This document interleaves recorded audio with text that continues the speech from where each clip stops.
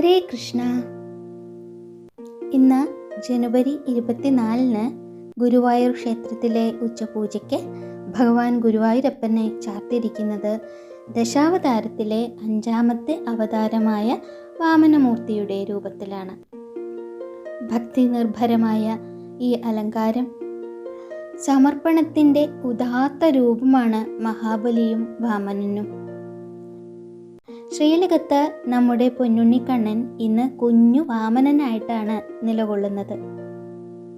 ഈ ദൃശ്യത്തിൽ തൻ്റെ കിരീടമെല്ലാം ഊരിവെച്ച് അഹങ്കാരമെല്ലാം വെടിഞ്ഞ് വാമനമൂർത്തിയുടെ മുന്നിൽ കുമ്പിട്ട് നിൽക്കുന്ന മഹാബലിയാണ് ഉള്ളത്. തൻ്റെ 3ാമത്തെ അടി അളക്കുന്നതിനായിട്ട് വാമനൻ ഇടത് കാൽ മഹാബലിയുടെ ശിരസിൽ അമർത്തിയിരിക്കുകയാണ്. ഇത് ഭഗവാനോടുള്ള പൂർണ്ണമായ ആത്മസമർപ്പണത്തെയാണ് സൂചിപ്പിക്കുന്നത്.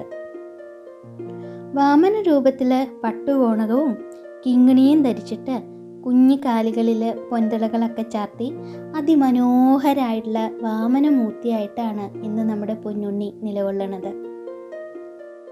വലത് കയ്യിലൊരു ഓലക്കുടയുണ്ട്, ഇടത് കയ്യിലാവട്ടെ കമണ്ഡലു പിടിച്ചിട്ടുണ്ട്. എന്നിട്ട് വാമന രൂപത്തിൽ ഇങ്ങനെ നിൽക്കുകയാണ്. ഒരു ശുദ്ധ ബ്രാഹ്മണനായിട്ട് ഇങ്ങനെ നിൽക്കുകയാണ്.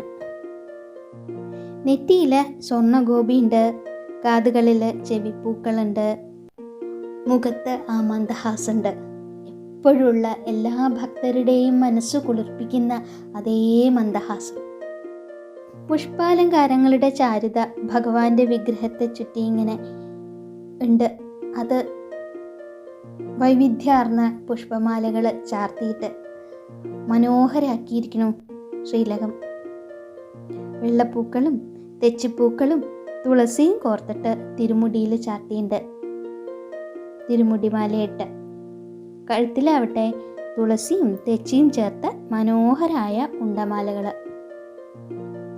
വിധാനായിട്ട് താമരയും തുളസിയും ചേർത്ത വലിയ മാലയാണ് ചാർത്തിയേക്കുന്നത്.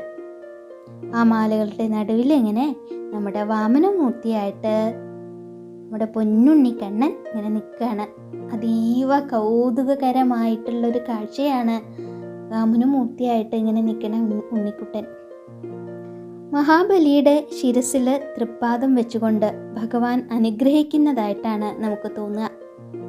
ഭൂമി മുഴുവൻ അളന്നെടുത്ത ശേഷം ഇനി എവിടെ എന്ന ചോദ്യത്തിന് തൻ്റെ ശിരസിൽ എന്ന മഹാബലി ഉത്തരം നൽകി ഭഗവാന്റെ മുമ്പിൽ തലയും കുമ്പിട്ട് ഇങ്ങനെ ഇരിക്കുകയാണ്. പൂർണ്ണമായ അർപ്പണത്തോടെ ഇരിക്കുകയാണ് മഹാബലി.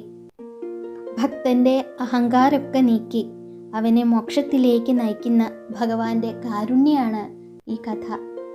മഹാബലിയുടെ ഏറ്റവും നല്ല രാജാവ്, ഏറ്റവും നല്ല സ്വഭാവമുള്ള രാജാവ് എന്നൊക്കെയാണെങ്കിലും ആ ഒരു പ്രശസ്തിയുടെ അഹങ്കാരം അത് ഇല്ലാണ്ടാക്കി ഗുരുവായൂരപ്പൻ്റെ വാമനരൂപം തൊഴുതു വണങ്ങി നാരായണ മന്ത്രങ്ങൾ നമുക്ക് ജപിക്കാം. നാരായണ നാരായണ നാരായണ കൃഷ്ണ ഗുരുവായൂരപ്പ.